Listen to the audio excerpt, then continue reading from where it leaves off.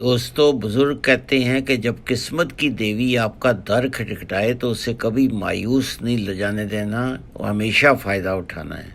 ये मौके बार बार आते हैं, बार बार आते हैं कि किस्मत की देवी आपका दस्तक खटखटाती है, मगर आप उसको इग्नोर कर देते हैं। उसको इग्नोर ना करें।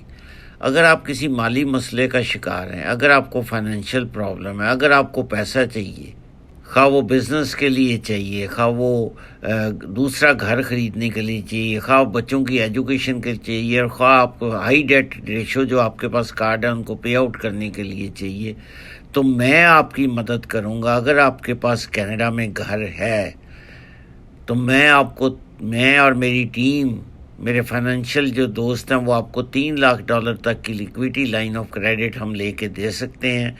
मुझे कॉल कीजिएगा, इसको इग्नोर ना करें। मेरा नाम इरफान बाबा मलिक है। 4168906601। आपका घर आपकी किस्मत है और इस किस्मत की देवी को मत ठुकराएं। पैसा अपने अकाउंट में रखें।